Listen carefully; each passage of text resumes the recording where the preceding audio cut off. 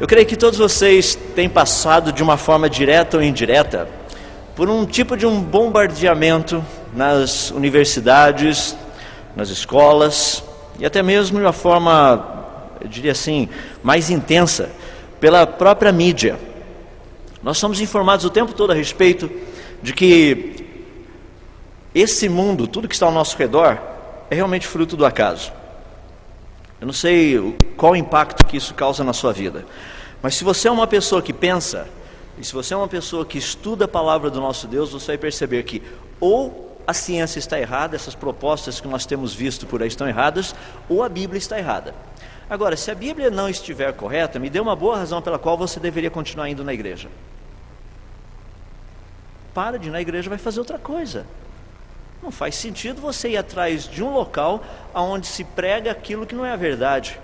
Agora, se a Bíblia está correta, então faz todo sentido estarmos lá na igreja. E é sobre isso um pouquinho que eu gostaria de falar agora à tarde. Eu gostaria de esclarecer algo que ficou ontem à noite. Sou muito grato a Deus porque um querido, amado irmão em Cristo veio conversar um pouquinho a respeito disso, e eu acho que eu não deixei o ponto claro. Então só vou deixar claro para vocês. Ontem eu coloquei esse slide, e um dos pontos que eu mencionei, esse que está aqui onde tem uma flechinha ali, que diz, para o reino do Filho. Eu disse para vocês que nós estamos como se fosse numa ponte.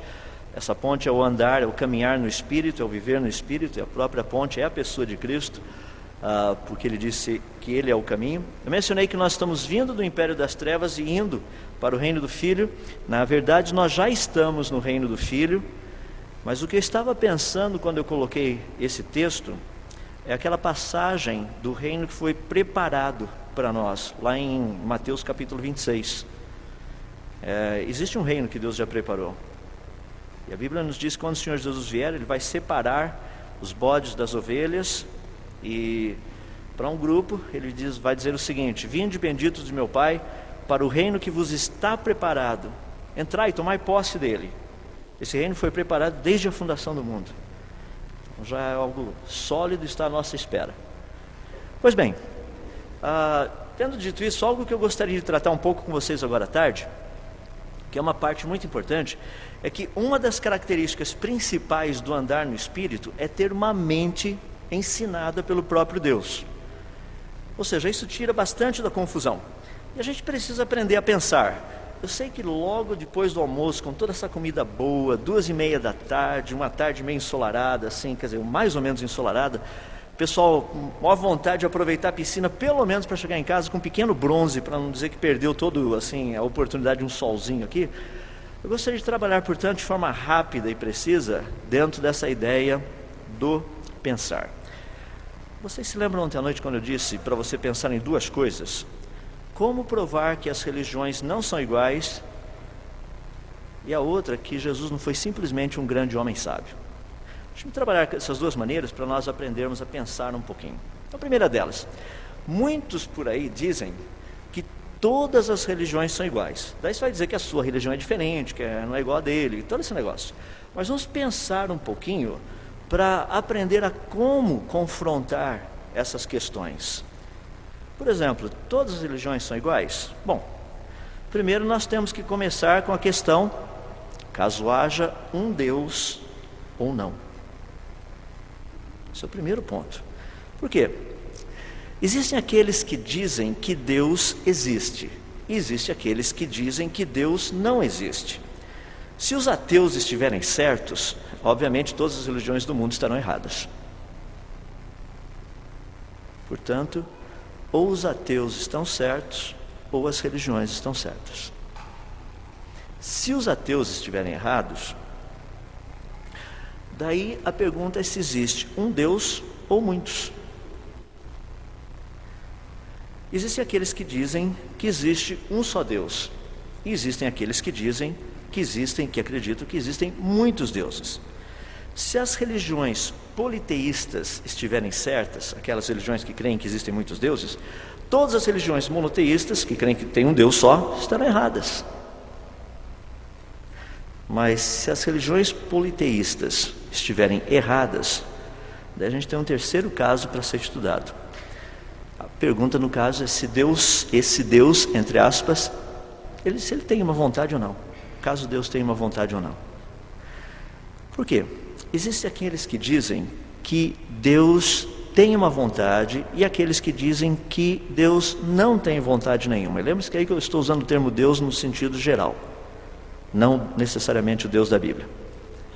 Ou seja, se as religiões que dizem que Deus não tem uma vontade estiverem corretas, todas aquelas que dizem que Deus tem uma vontade estarão erradas. Mas se as religiões que afirmam que Ele não tem uma vontade estiverem erradas, daí a coisa fica interessante. Por quê? Porque sobraram só 3 religiões no mundo. 3 religiões apenas dizem que Deus existe, que Ele é um só e que Ele tem vontade. As 3 são o islamismo, o judaísmo e o cristianismo. Mas só o cristianismo acredita ser Jesus o Filho de Deus. Portanto, se o cristianismo estiver correto, todas as outras religiões estarão erradas. Esse pessoal que vem dizer que todas as religiões são iguais, não faz sentido. Mas geralmente a gente não parte para um raciocínio desse jeito, tentando trabalhar com a pessoa, fazer com que ela pense. Nós geralmente queremos dar resposta. Não, claro que todas as religiões estão erradas. Mas vamos trabalhar o pensamento. Quer ver um outro que é muito comum? As pessoas dizem por aí que todas as religiões também andam dizendo, desculpe-me, essa ideia de que as religiões andam dizendo que todas são iguais, os que dizem que todas as religiões são iguais, desculpe-me, simplesmente não sabem exatamente o que eles estão falando. Deixa eu deixar bem claro esse ponto. Se você estudar, você vai perceber que as religiões são todas diferentes.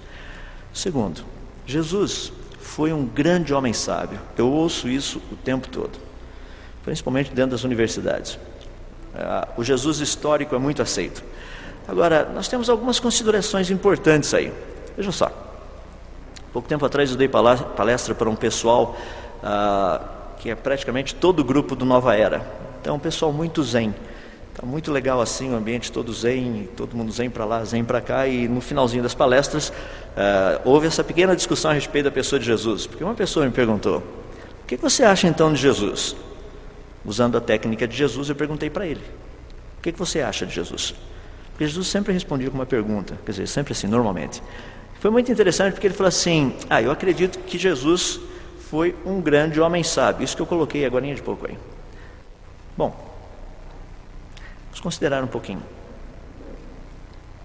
Um homem sábio que afirma ser Deus não pode ser um homem sábio. Isso é óbvio. Imagina só, seu vizinho chega para você e fala assim: acredite em mim, eu sou Deus, vou livrá-lo do inferno. Você não se livra nem da sua mulher, vai me livrar do inferno. Já pensou que coisa? Como que funciona isso? Um homem sábio que se diz Deus, o cara é louco. Não existe um homem sábio, simplesmente sábio, que afirme ser Deus e seja sábio. Mas por outro lado, um Deus que afirma ser Deus não pode tampouco ser um mero homem sábio. Portanto, nós temos 2 possibilidades aí. No caso do primeiro, ele é um tolo. No caso do segundo, é Deus. Só Jesus poderia ter sido. Jesus, ou seja, ele poderia ter sido ou um tolo ou Deus. O que ele não poderia ter sido é um simples homem sábio. Isso é o que ele não poderia ter sido. Agora eu fico impressionado porque as pessoas às vezes ficam discutindo esses negócios todos e a gente tem uma dificuldade assim de trabalhar essas questões com as pessoas. E eu concordo, é verdade. Porque muitas pessoas, quando querem conversar conosco, eles procuram colocar a gente meio no cantinho, né? Por exemplo, lá na universidade, nas escolas, é muito comum o professor chegar e falar assim: ainda tem alguém aqui na classe que acredita em Deus? Você levanta a mão. Geralmente não levanta a mão, por quê? Tem medo de uma discussão. Porque nós não estamos preparados, como deveríamos, para responder às pessoas. Vi uma resposta muito interessante há um tempo atrás. Um professor fez um desafio numa classe meio gigantesca, mais ou menos quase 100 alunos. Esse professor disse o seguinte: alguém aqui ainda acredita em Deus? Aquele silêncio mortal, né? E ele falou assim: bom, Tem alguém? Um rapaz lá atrás levantou a mão e falou: eu acredito. E o professor falou assim: então veja só, vou provar para você que Deus não existe. Tá bom. E o professor saiu, ficou lá na frente, começou a blasfemar, xingou a Deus de todos os nomes que você possa imaginar, falou as coisas mais incríveis contra Deus. E depois de uns 10 minutos fazendo tudo isso, esse professor no finalzinho disse: e agora, se o Senhor existe, me mata, faça eu cair duro aqui na frente desse pessoal. O professor deu aquela risadinha sarcástica e falou assim: e aí, Deus existe? O rapaz falou: professor, o senhor é uma grande porcaria, o senhor acha que Deus ia se incomodar com o senhor responder aquilo que o senhor acabou de falar agora? Faz sentido. Deus tem coisa muito mais importante para tratar, o senhor ele vem depois. É verdade, Deus vem, esse professor seria tratado depois. Deus, às vezes Deus trata as pessoas, deixa as pessoas fazerem as coisas mais incríveis, mas estarmos preparados para responder às pessoas é algo importante. E é isso que eu gostaria de ajudá-los agora, dentro do contexto desse bombardeamento que a gente tem recebido.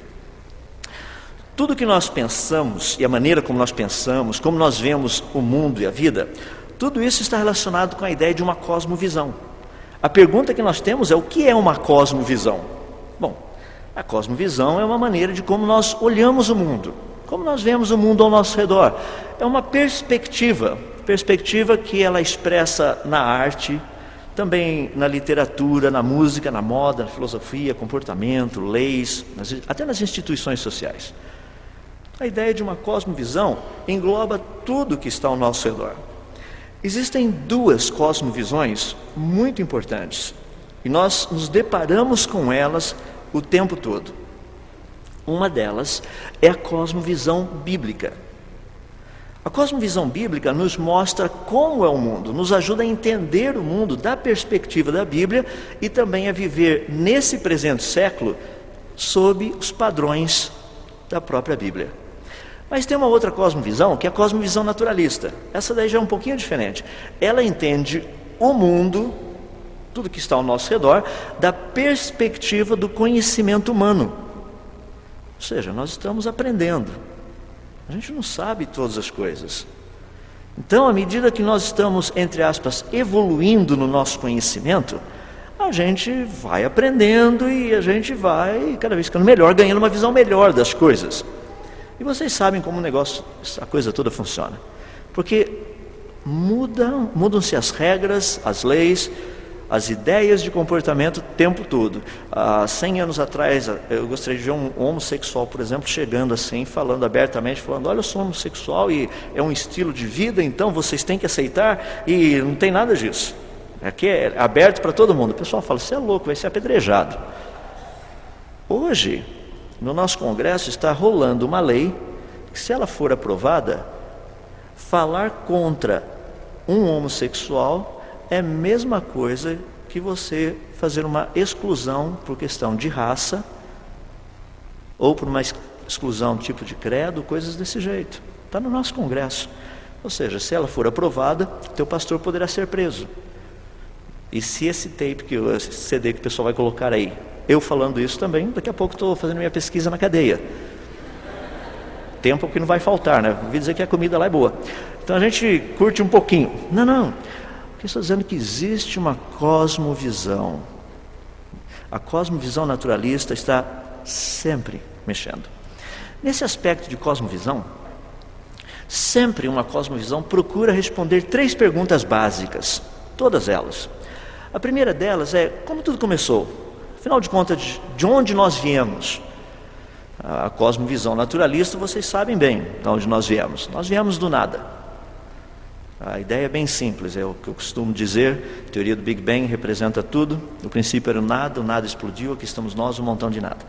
Ou seja, o que você pensa não vale nada também, então nem sei por que a gente está aqui, porque é um nada do começo ao fim. Essa é a visão naturalista. O que nós éramos lá no início? Nada. Absolutamente nada.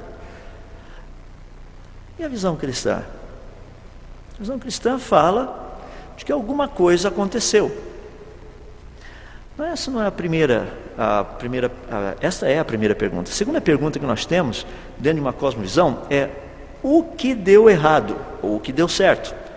Uma das perguntas que se faz muito é qual é a fonte do mal e do sofrimento. Afinal de contas, se Deus é bom, por que tem tanto mal no mundo? Não foi Deus que criou todas as coisas? Foi. Ele fez tudo? Fez. Me explica o mal. E por que tem o mal no mundo também? Então, se Deus criou todas as coisas, Deus criou o mal. Mas se Deus criou o mal, Ele deve ser mal também. Como é que você diz que Deus é só bom? Só tem o bem em Deus. Então tem que ter uma resposta. O que aconteceu? Por que o mundo está do jeito que está? E uma terceira pergunta, que toda cosmovisão tem também, é o que fazer a esse respeito, ou seja, como consertar o mundo. O Al Gore tem uma boa ideia de como consertar o mundo. Inclusive eu vi um crominho muito legal, estava em inglês diz mais ou menos assim: Save the whales, kill the males. Ou seja, salve as baleias, matem os homens. Resolve o problema das baleias. É só acabar com os seres humanos, acabou com a caça das baleias. Essa é a ideia. Agora, como que funciona essa cosmovisão? Como tudo começou? Houve uma criação. O que deu errado? A queda. Como consertar? Redenção.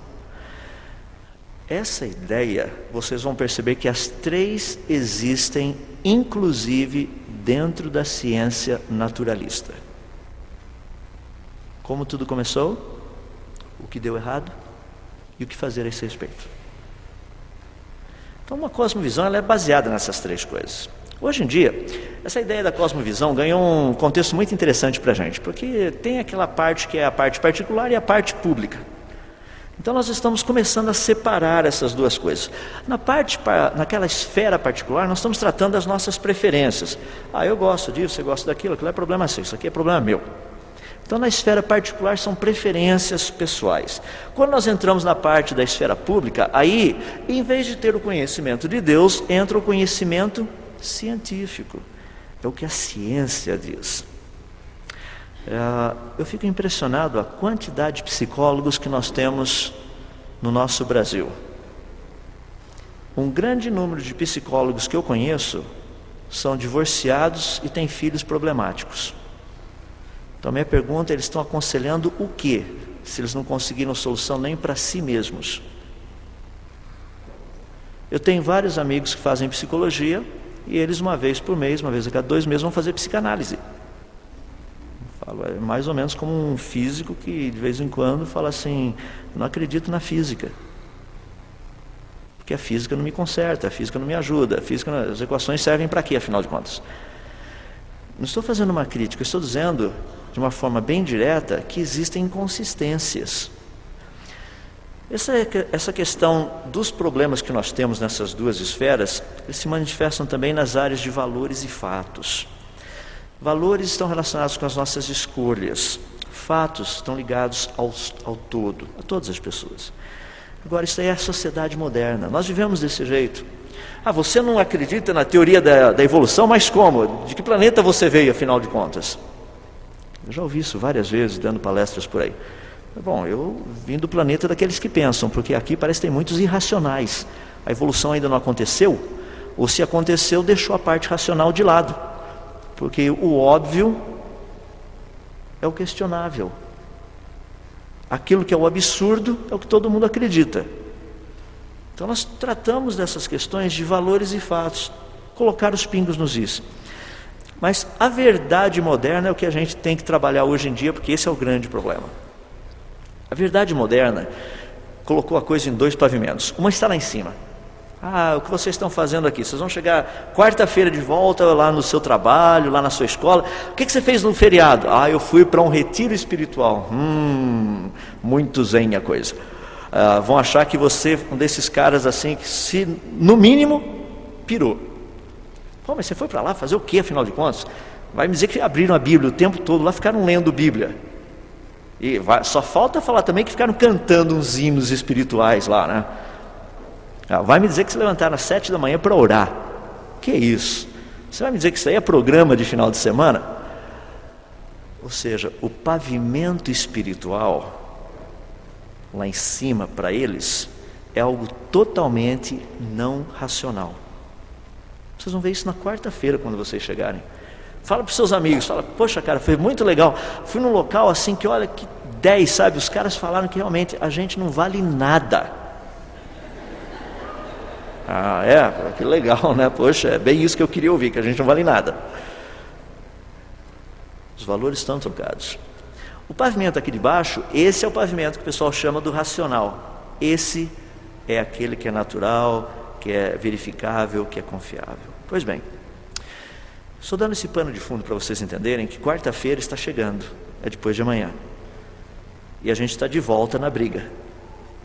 E ao voltarmos na briga, nós teremos que trabalhar em várias questões.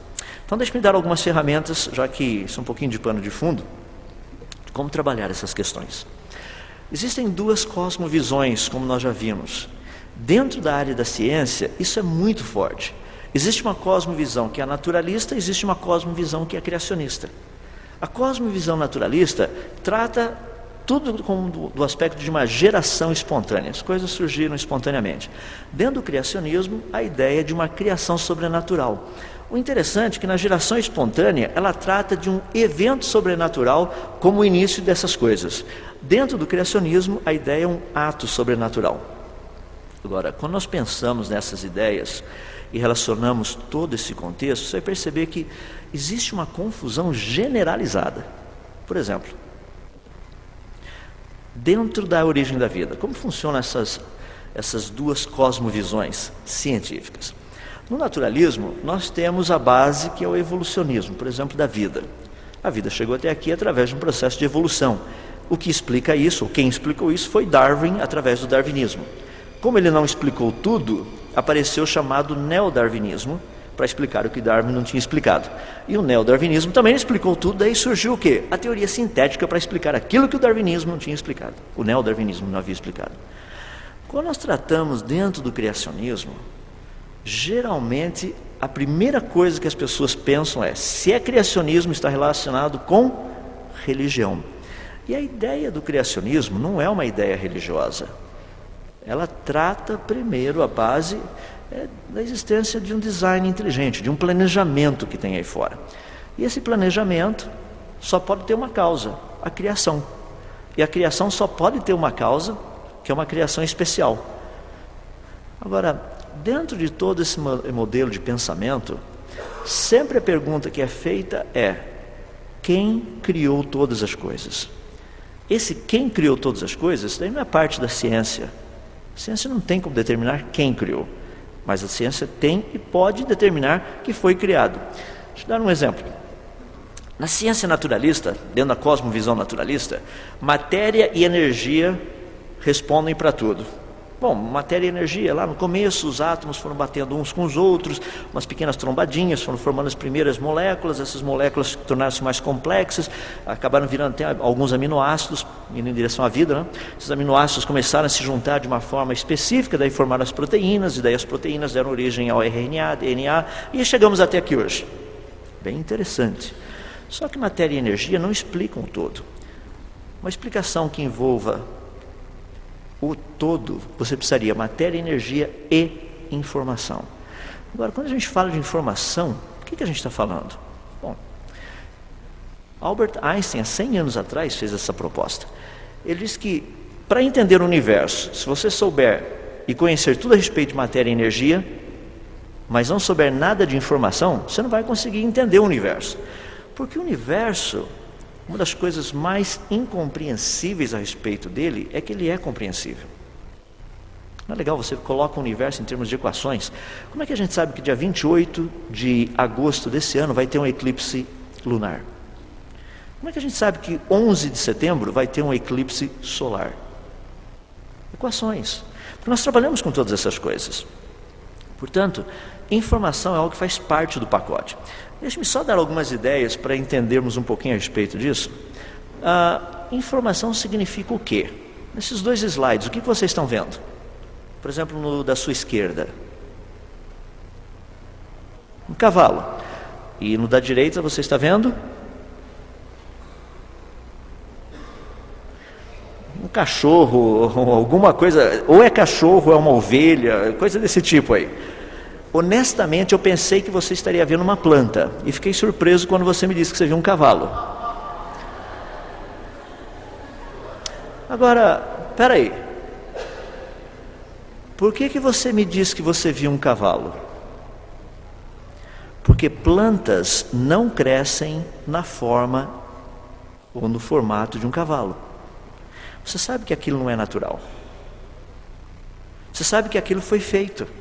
Alguém foi podando a planta, podando, até a planta ganhar essa forma. Portanto, sinais de inteligência são reconhecidos o tempo todo, por meio da informação que eles nos oferecem. Acho que também não precisa trabalhar muito nessa questão. Se você sai andando por aí e encontra algumas latinhas de Coca-Cola amassadas no meio da lama, você não vai acreditar que a lama está produzindo latinha de Coca-Cola. Você vai ficar sentado ali, meditando, pensando, fala, como será que a lama produz latinha de Coca-Cola?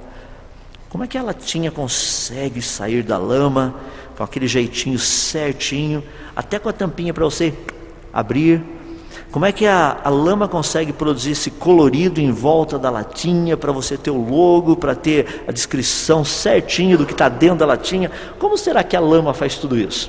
Bom, o Dalai Lama que tem que cuidar disso, né? Aquele cara lá da China, daquele lá do Tibete, daquela região lá, ele tem que pensar essas coisas.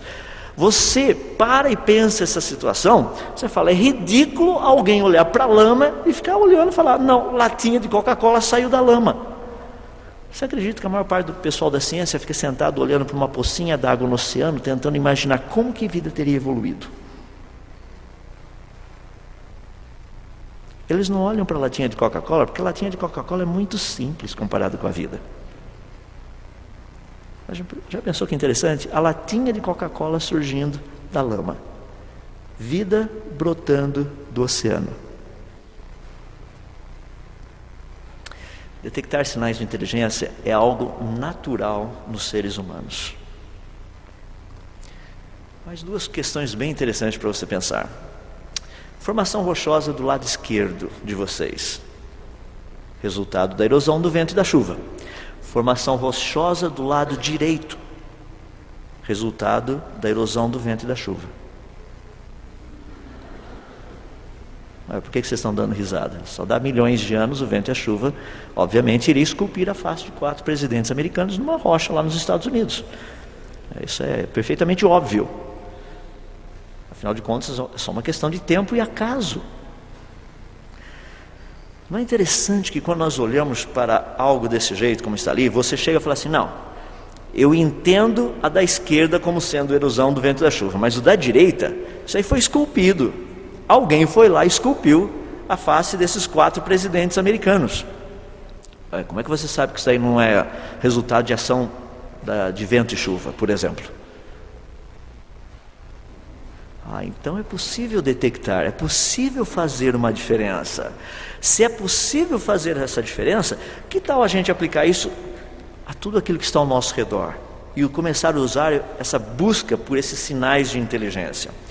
Porque quando nós pensamos em termos de informação, informação é detectável. Como é que você sabe que um ET mandou um sinal para a gente? Chegou o e-mail de um ET, por exemplo, lá na NASA, o pessoal do SET que vive pesquisando isso. Como é que eles sabem que não foi simplesmente o quê? Aquele chuvisco de televisão, aquele barulho que de vez em quando, todo maluco que acontece lá, quando o canal sai fora do ar. Como é que ele sabe que não é simplesmente um pulsar, por exemplo, uma estrela, um corpo celeste que fica emitindo pulsos eletromagnéticos? É porque quando você procura por informação, a informação tem um jeitinho específico, tem uma característica. Isso nos ajuda a ver como a coisa funciona. Então a informação, ela é detectável. Então gostaria de trabalhar com vocês em cima de algumas objeções, só para nós termos uma ideia de como a coisa funciona, aplicando tudo isso que vimos até aqui. Primeira objeção, com respeito à origem da vida. Qual a origem da vida? Imagina que legal, pega a sua Bíblia, dá uma olhadinha, você já começou a vida do tamanho do ponto final aí que tem na sua Bíblia. 0,5 milímetro de diâmetro. Como que em 0,5 milímetro de diâmetro poderia ter toda a informação de como fazer você? Não é legal que você tem exatamente um olho do lado do outro? Pensou que legal, um olho aqui e o outro olho lá na ponta do dedão do seu pé. 2 orelhas, para a gente ouvir melhor em estéreo, para você saber também de onde vem o som, que uma só você não sabe, você precisa de 2. O olho para ter uma ideia, 2 olhos para ter essa ideia de perspectiva, profundidade, que um só não ajuda muito. Todo esse mecanismo, tudo ali dentro desse pontinho de 2 milímetros. Segundo a teoria da evolução, o ponto naturalista, acaso mais seleção natural, mais tempo teria produzido tudo isso aí. Já dentro da proposta criacionista, nós dizemos que planejamento mais informação, isso resulta no design que a gente vê. Então o pessoal chega para mim e fala assim, mas esse tipo de coisa não dá para a gente provar cientificamente. Quer ver como dá? Vocês já ouviram falar da Pedra da Roseta? A Pedra da Roseta foi uma pedra encontrada pelos soldados de Napoleão, e essa pedra tinha várias escritas, 3 línguas diferentes. Uma delas era conhecida, era o grego, mas tinham 2 que eram muito estranhas, que eram a escrita dos egípcios.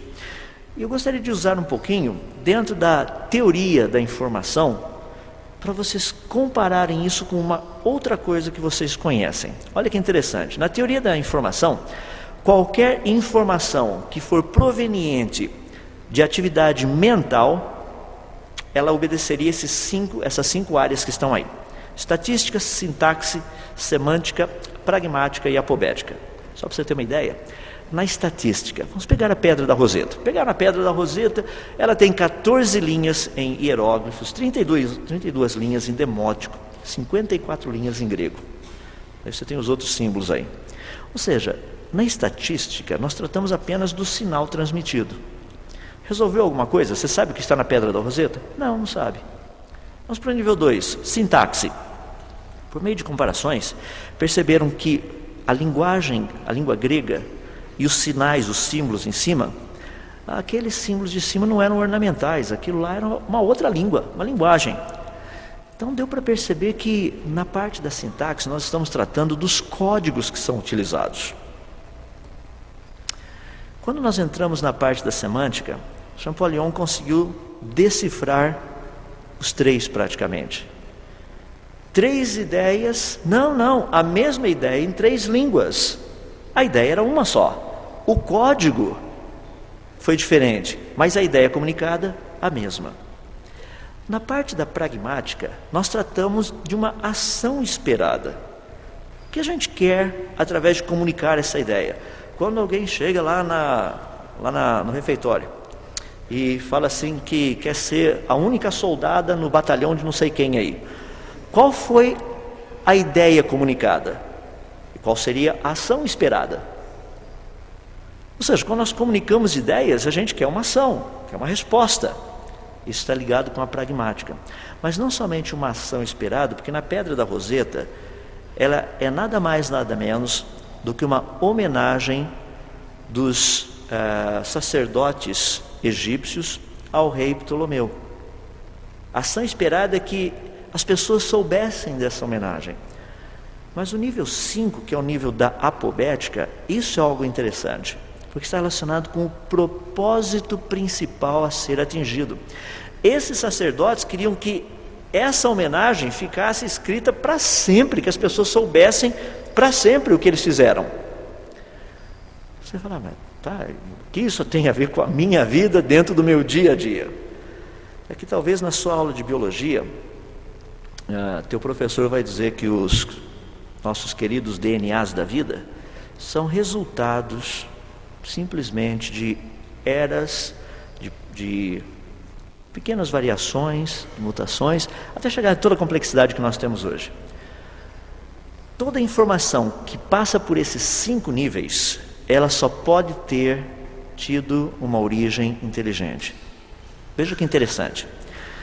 Observando o DNA. Na parte da estatística, que está relacionado com o sinal transmitido, nós temos o número de nucleotídeos que você tem no DNA.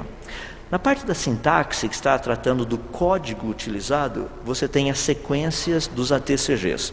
Quando a gente entra na semântica, que são as ideias que são comunicadas, você vai perceber que isso são a ordem dos aminoácidos. Quando a gente entra na pragmática, ou seja, qual é a ação esperada, a formação de proteínas.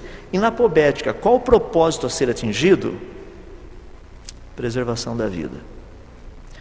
O código genético só pode ter sido criado. Não existe a menor possibilidade dele ter aparecido nesses milhões de anos. Bom, se o código genético foi criado, então a pergunta que a gente tem é bem simples. Qual a origem da vida? Resposta: criação. É interessante porque isso geralmente as pessoas não questionam. Não, mas de onde surgiu o código genético? Exatamente, o código genético veio de onde? De uma criação. Tem uma outra objeção que eu acho muito interessante, vocês já devem ter visto muito por aí, porque elas batem pesado em cima da gente. Qual a origem da biodiversidade? A todos nós viemos de um ancestral comum. Então a gente está muito habituado a ver essa ilustração nos nossos livros de ciência, mostrando que no comecinho todos os embriões são muito parecidos. Bom, se eles são muito parecidos, é porque eles representam uma origem comum. Eles não perderam a forma original do primeiro ser lá de trás. Tanto é que esse desenho aí aparece nos nossos livros o tempo todo, e a ideia é que a ontogênese seria uma recapitulação curta e rápida da filogênese. Em outras palavras, o desenvolvimento de um embrião praticamente conta a história do desenvolvimento daquela espécie. Essa é a ideia que está ali. Eu sei que muitos de vocês já viram essa imagem. Agora, a imagem está errada. Essa é a imagem correta. A imagem correta mostra que não existe similaridade nenhuma no embrião quando ele não é, ou quando ele está muito pouco desenvolvido. A diferença é muito grande, mas isso continua sendo passado para lá e para cá, e as pessoas continuam aceitando todas essas ideias. Nós tratamos disso. O que então produziu toda essa variedade? É aquilo que nós chamamos de uma reserva genética. Olha uma simples borboleta. A borboleta, antes de ser borboleta, ela era uma larva. E essa larva tinha praticamente 16 patas, não voava, tinha uma carinha feia pra caramba, andava por aí, toda estranha. De repente, entra num casulo, ualá, aquele negócio, vai para o Instituto de Beleza, volta, nossa, o que aconteceu? Uma transformação, uma metamorfose. Só que tudo isso já estava no código genético. Não foi nada novo. Eu fico impressionado porque essas ideias nos são passadas o tempo todo. Não, mas evoluiu. Não evoluiu, já tinha guardado lá dentro, para essa capacidade de fazer essas transformações. Uma delas que mais tem me impressionado está relacionada com a questão do próprio ser humano e da evolução do ser humano. Se vocês lerem o livro A Origem das Espécies, do Darwin, Darwin nunca disse, que o ser humano veio do macaco. Quem disse isso foi Huxley. E é interessante porque hoje o pessoal tenta ver as similaridades. Em termos de similaridades, vocês estão vendo algumas ali. Nós pegamos, por exemplo, os cromossomos. Se você faz uma comparação de cromossomo do ser humano com o chimpanzé e tudo mais, eu acho até algo muito fascinante, porque no passado tinha umas ideias malucas do pessoal. Eles acreditavam que quanto maior o número de cromossomos, mais complexa seria aquela forma de vida. Por exemplo, seres humanos têm 23 pares. Imaginou se a gente não tivesse 24? Bom, 24 pares são os chimpanzés. Mas vamos subir um pouquinho mais, 30 pares, você seria uma vaca. E se a gente chegar a mais de 900 pares, nossa, você seria uma samambaia. Daí o pessoal percebeu que não é bem assim a coisa. Mas ainda eles fazem muitas comparações. Pega, por exemplo, os pedacinhos que vocês estão vendo do lado direito. Vocês estão vendo os pedacinhos de cromossomos, que são dos seres humanos, chimpanzés e gorilas. Para dizer que existe uma similaridade, seria algo mais ou menos assim. Aqui está a parte de cima do cromossomo humano e aqui está a parte de baixo do cromossomo humano. O do chimpanzé, para ficar igual ao do ser humano, você tem que colocar de ponta cabeça. Daí eles dizem que isso é uma similaridade. Deixa eu dar um exemplo prático disso. Imagina que está chegando o seu aniversário e você não vê a hora de ganhar aquele livro, todo específico, produzido pela editora Fiel, sobre amor. Nossa, você não vê a hora. Que legal, já até encomendei o livro. E daí o seu príncipe encantado chega no dia do seu aniversário com um livro sobre Roma. Você fala, Roma? Eu pedi um livro sobre amor, cara. Você me traz um de Roma? Falou, as letras são as mesmas. São exatamente as mesmas letras. É só colocar o contrário. Qual a diferença? É igual. Eu fico impressionado como esse povo da genética me pega um cromossomo, um pedaço do cromossomo, coloca de ponta cabeça e diz que ele é igual. Qual é a similaridade entre amor e Roma? Deixo para vocês pensarem. Uma outra objeção que é importante, a origem do ser humano. Essa é uma daquelas que dá muito trabalho para a gente, principalmente por sermos cristãos, né? Afinal de contas, onde é que você coloca os neandertais na Bíblia? Os neandertais, todos eles fazem parte da onde? Tem muita gente que coloca os neandertais, sei lá eu onde. Já ouvi vários lugares diferentes, mas é melhor não mencionar nenhum para ninguém ter ideia. Mas já colocaram em vários departamentos da igreja. Então você tem vários neandertais na igreja. Onde colocá-los na história e na cronologia bíblica? Bom, teoria da evolução, eu gosto de brincar um pouquinho, aí vocês podem ver, a única coisa que nós sabemos especificamente da evolução do homem é essa. Começamos corcundas e estamos terminando corcundas também. Agora vamos pensar diretamente na questão do ser humano, a origem do ser humano. Eu fico muito impressionado com isso, porque quando nós tratamos da origem do ser humano, nós somos bombardeados por essas ideias. É a parte mais comum, ou seja, você pega o tamanho do crânio, baseado no tamanho do crânio, você tem uma suposta evolução do ser humano. Agora, como que esse pessoal sabe realmente que o crânio representa tudo isso? Nós temos alguns exemplos, eu tenho mencionado, um deles é do homem de Tomai, foi encontrado praticamente em 2001, encontraram 4 pedacinhos, juntaram os 4 pedacinhos, você tem ali praticamente o crânio que foi encontrado. E olha que legal as duas propostas que aparecem na revista Nature. A primeira diz o seguinte, que essa fauna associada ao fóssil é que sugere que o mesmo tenha de 6 a 7 milhões de anos. Ou seja, a idade do fóssil é dada através da fauna associada a ele. Lá embaixo, não há DNA antigo ou algo parecido. Em geral, o parentesco entre hominídeos é sugerido pela maneira como os caninos eram usados e pela análise de algumas características mais sutis encontradas tanto na face quanto na base do crânio. O que isso quer dizer? Que toda essa ideia é sugestão. A pergunta que nós temos é a seguinte, ela está correta ou não? Porque sugestão a gente pode dar, precisamos ver se ela é correta ou não. Um exemplo que eu tenho mencionado muito, alguns de vocês já ouviram no passado, o homem de Nebraska. Descobriram um único dente, acharam que o dente era de um ancestral do ser humano, e daí fizeram um desenho de quem perdeu o dente, da mulher de quem perdeu o dente, do dentista, dos camelos, cavalos. Ou seja, colocaram todo o negócio de um único dente. E até que no final a pesquisa mostrou que o dente era de um porco extinto, não tinha nada a ver com o ser humano. Homem de Piltdown, homem de Java, homem de Pequim, tem uma lista grande deles, todos eles eram fraudes. Ramapithecus era da família dos orangotangos, Australopithecus afarensis, a Lucy também fez parte de um grupo de chimpanzés ou gorilas. Agora, não é isso que a gente vê, inclusive as publicações científicas estão ali. Uma das mais recentes foi justamente o homem de Neandertal. O homem de Neandertal, na revista Nature, de agosto de 2004, veio falando de uma fraude. Foi muito interessante, porque ele fala da fraude de um pesquisador que ele tinha um crânio que era o crânio padrão Neandertal. Ele havia datado esse crânio como tendo 27.400 anos.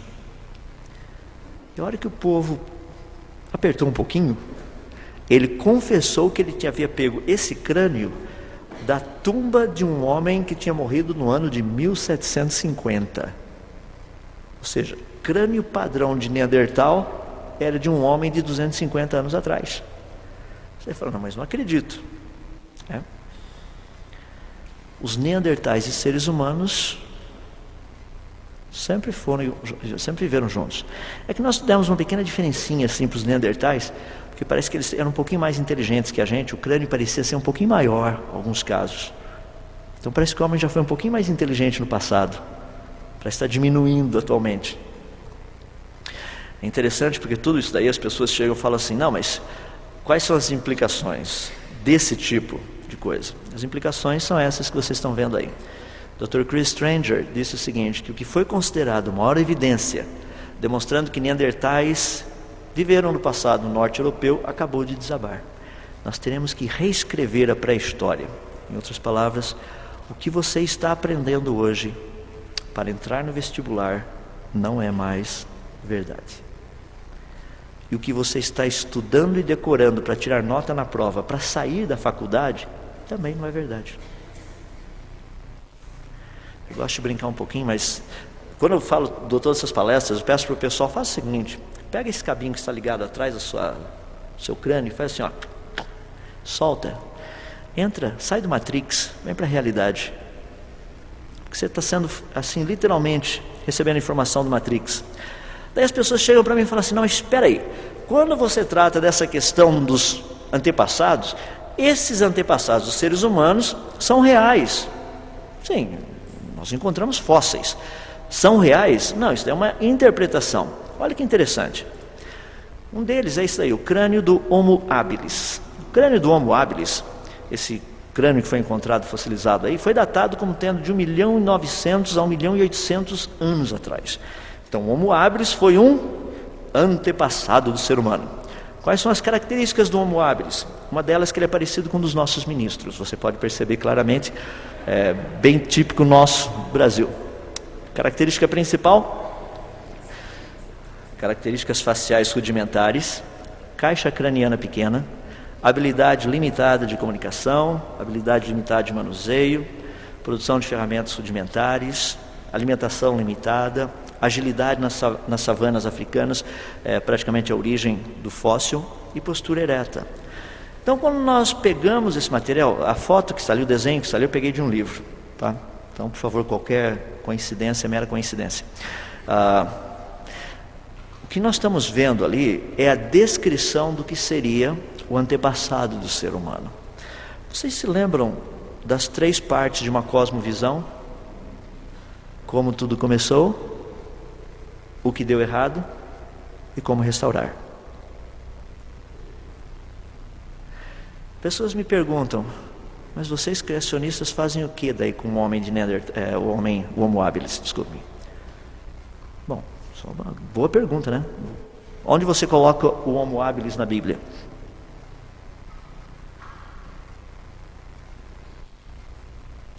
Você não precisa colocar na Bíblia. Essa foto foi tirada em 2002. Características faciais rudimentares, caixa craniana pequena, habilidade limitada de comunicação, habilidade limitada de manuseio, produção de ferramentas limitadas, rudimentares, alimentação limitada, agilidade nas matas brasileiras, a origem, postura ereta. O irmão dele já é falecido, perfeito como eu e você. Ele nasceu com uma doença chamada microcefalia.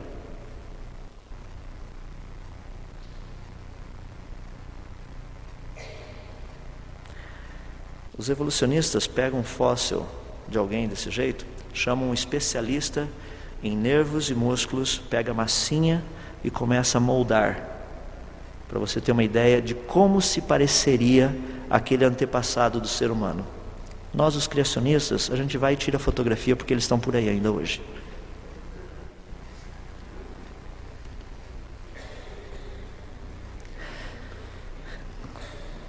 Antepassado do ser humano? Não. O que deu errado?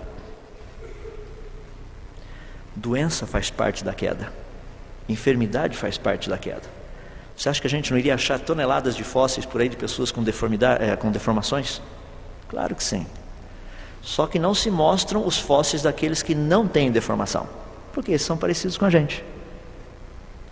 Então pega-se aqueles que são diferentes e esses a gente pega e faz essas datações malucas, atribuindo esses milhões de anos. Estamos terminando. Como é que fica então a questão da origem do ser humano, por exemplo? Bom, a origem das raças. Nós sabemos que todos viemos de uma única e mesma mulher. Estudos mostrando, trabalhando com DNA mitocondrial, mostram isso. Todos viemos de uma única e mesma mulher. E essa mulher deve ter vivido no máximo entre 6.000 e 6.500 anos atrás. É fascinante quando nós fazemos esses estudos. Todas essas são publicações científicas. As pessoas me perguntam, não, mas como é que funciona então toda essa variação que a gente tem? Há 6.000 e 6.500 anos atrás, daria para em 6.000 anos ter toda essa quantidade de gente no planeta com todas as variações? Sim. Olha que legal quando nós trabalhamos com a questão do pai e da mãe, por exemplo. Eu gosto de brincar um pouquinho, porque assim fica fácil a gente entender. Pergunta para vocês aí, a cor de Adão e Eva, alguns já descobriram, outros não, né? Quando nós pegamos, por exemplo, o pai e a mãe, nós começamos a juntar as partes do pai e da mãe para ver quais são as possibilidades do filho. Olha que legal. Pegando as duas cores de azul, seriam as tonalidades simbólicas de carga genética do pai, e a vermelha e a rosa da mãe. Isso é aquilo que nós chamamos de emão-eminho. Então, se você pegar, por exemplo, em termos de cor de pele, você tem o negro com emão-emão, você tem o branco com eminho-eminho. Tem um pessoal aí do meio, emão-eminho, eminho-emão. Agora, o que é legal a respeito disso é que se Adão e Eva fossem negros, nós só teríamos negros no planeta. Porque emão. Lembra que Adão era emão de alguma coisa, o que ele fosse, Eva também o seria, porque Eva foi um clone feito de Adão. Então os dois tinham praticamente a mesma carga genética, alteração de cromossomos para ter X e Y, é o que eu costumo dizer para vocês não esquecerem. Se não tivesse sido feita essa alteração, em vez de ser Adão e Eva, seria Adão e Ivo. Estariam só os dois no planeta até hoje, e a situação seria caótica. Então dois brigando um com o outro. Portanto, Adão e Eva tinham o mesmo material genético, emão. Se eles fossem negros, você só teria negros no planeta até hoje. E se Adão e Eva fossem eminho, os brancos, nós só teríamos brancos no planeta. A questão é que Adão e Eva teriam que ter o emão-eminho, que é aquele bronze meio avermelhado que todo mundo gosta de pegar na praia. Eles já vieram de fábrica com o original nessa cor. Esse colorido iria produzir as possibilidades de emão, negro, e eminho, branco. É interessante porque essa é uma cor muito conhecida, que é a cor do solo. E o nome Adão significa do solo ou da cor da terra. Para terminar, o que a gente faz com os bilhões de anos? Bom, os bilhões de anos estão relacionados principalmente com datação e coluna geológica. Na coluna geológica o pessoal fala daquelas camadas bonitinhas que apareceram, e essas camadas demoraram assim, cada uma delas demorou milhões de anos para se formar. E como nessas camadas nós encontramos fósseis, o pessoal diz que isso aí seria a história da vida. Lembrem-se que isso é uma proposta científica. Quantas evidências eu precisaria ter para derrubar uma proposta?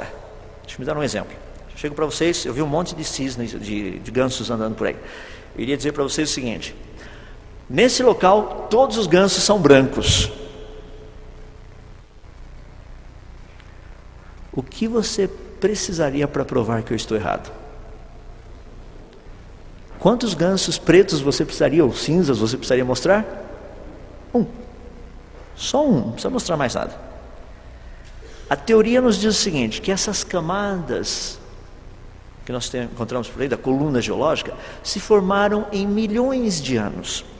Bom, se elas se formaram em milhões de anos, o processo foi de formação e solidificação da camada. Daí forma outra e solidifica, forma outra e solidifica, forma outra e solidifica. Agora, como você explica quando você encontra uma montanha em que todas as camadas aparecem ao mesmo tempo e você percebe que houve uma compressão, ou seja, as camadas se dobraram? É porque elas ainda não haviam se formado em rocha. Isso é interessante. Então elas não se formam em milhões de anos? Não. A formação das camadas foi rápida. Mas como é que você sabe disso? Porque nós temos fósseis poliestrata. Você tem uma árvore que atravessa 20 camadas de uma vez só. Como é que você pode ter uma árvore atravessando 20 camadas de uma vez só? Porque segundo a teoria, a primeira camada formou-se, virou rocha. Pessoal, que legal, a raiz da árvore estava numa rocha. E 7 milhões de anos, como é o caso da primeira ali, se passaram e a rocha e a árvore não apodreceu. Ela foi sendo soterrada gradativamente. Quando eu trato isso com essas questões, falo, coluna geológica, a ideia é racional, mas está errada. E nós temos evidências de montão, não é uma apenas, várias. Daí nós tratamos da questão da datação. Eu gostaria apenas de dar um único e último exemplo. Na datação, nós temos desenvolvido o que nós chamamos de métodos para limitar. O método para limitar é mais ou menos assim. Imagina que você tem um equipamento para medir quantidade de carbono 14 num fóssil. Por exemplo, nesse meu fóssil aqui. E o mínimo de carbono 14 que você consegue detectar nesse fóssil seria um negócio mais ou menos como 0,055. Peguei esse número aí. Só que esse número de 0,055 iria equivaler a mais ou menos 65 mil anos. Então vamos pensar um pouquinho, tá? Eu tenho um equipamento, o meu equipamento me permite medir uma quantidade muito pequenininha de carbono 14. Mas essa quantidade pequenininha seria equivalente a 65 mil anos. O que acontece se eu pegasse uma rocha, tá? Fosse lá para o meu laboratório e colocasse a minha rocha e eu encontrasse carbono 14 na rocha? Qual a idade máxima que essa rocha poderia ter? 65 mil anos. Porque se tem carbono 14 detectável, a rocha não pode ter mais do que 65 mil anos. O exemplo que eu dei para vocês é verdadeiro. 0,55 PMC, 0,055 PMCs é o que a gente chama de limite na área de espectrometria de aceleração de massa. Se tem carbono 14 na rocha, a rocha não pode ter mais do que 65 mil anos. Rochas do período pré-cambriano têm carbono 14. Qual a idade delas? Elas não podem ter mais do que 65 mil anos, porque tem carbono 14. Esse papo de 600 milhões de anos e tudo mais, faz sentido. Você pega fósseis datados com milhões de anos, todos eles têm carbono 14. Qual a idade dos fósseis? Milhões de anos. Você sabe que a datação que produziu os milhões de anos está errada. Porque se ele ainda tem carbono 14, ele não pode ter os milhões de anos. As pessoas me perguntam, mas como é que vocês sabem que vocês estão corretos nesse negócio? Olha para os fósseis. Esse fóssil de Tyrannosaurus Rex foi datado com 65 milhões de anos. E não é que o dito cujo ainda tem vaso sanguíneo, tem célula vermelha, tem fragmento elástico, tem aparência de fresco, até tecido fibroso, tudo isso aí parte do fóssil. 65 milhões de anos, célula vermelha a gente sabe que não dura mais do que 5 mil anos. Esse fóssil não pode ter mais do que 5 mil anos, mas foi datado como tendo 65 milhões de anos. Então, para terminar, o que eu quero dizer com tudo isso? Que nós trabalhamos com aquilo que logo no comecinho eu mencionei para vocês, que é um raciocínio equivocado. O meu exemplo predileto, muitos de vocês já conhecem, os que não conhecem vão para casa conhecendo agora. Eu sou um fã de bolo de chocolate. Gosto de bolo de chocolate. Eu acho que todo mundo gosta de bolo de chocolate. Se você chegar lá na cozinha agora e tiver um bolo de chocolate, como que você acha que esse bolo de chocolate teria aparecido? A primeira, alguém que sabe fazer bolo de chocolate fez o bolo de chocolate. Uma proposta bem simples. Tá? A pessoa foi lá, pegou na despensa os ingredientes necessários, misturou na quantidade certa, na ordem certa, zerou. Levou no forno, deixou por um tempo, viu que estava bom, bolo de chocolate. A segunda teoria, que é a que eu costumo mostrar também, é que tinha um caminhão de supermercado fazendo entregas aqui pertinho do Hotel Fazenda Vale dos Cedros. Logo ali embaixo o cara capotou o caminhão. E na medida que o caminhão foi capotando, tá lá atrás sacos de farinha se abriram, latinhas de Nescau também, saquinhos de açúcar, ovos, todo aquele negócio. E tinha pedacinho, tinha um cantil lá atrás que, com a medida que o caminhão capotava, ele bateu, quebrou, ficaram duas metades do cantil. Um pouquinho da farinha caiu nessa metade do cantil, um pouquinho dos ovos ali, aquele negócio todo, açúcar, sal, farinha, e uma mistura toda.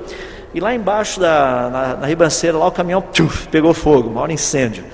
Chamaram o corpo de bombeiro, foram lá, apagaram todo o incêndio, e lá dentro do caminhão, adivinha o que eles encontraram? Obviamente um bolo de chocolate, só faz sentido. Tá? A minha pergunta, nesse exemplo tão simples, é o seguinte: qual dos dois faz sentido?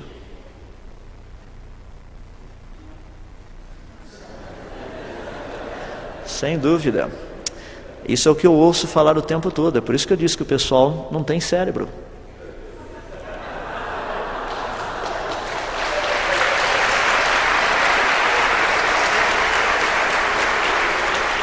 Porque há evidência. O raciocínio lógico nos leva a ver um criacionismo. Aceitar que existe um Criador é científico. Aceitar quem é o Criador é a parte da religião. Quarta-feira vocês estão de volta na briga. Lembrem-se disso.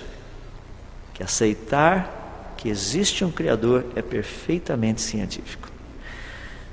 Nós, como cristãos, nosso papel principal é mostrar para as pessoas quem é o Criador, porque nós o conhecemos pessoalmente. Isso é que faz toda a diferença. Não fiquem desanimados com a briga.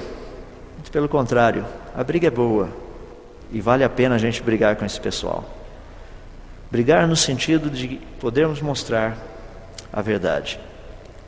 Para aqueles que andam no Espírito, o Espírito há de nos conduzir a toda a verdade. Na teologia, na ciência, em todas as áreas. Vamos orar.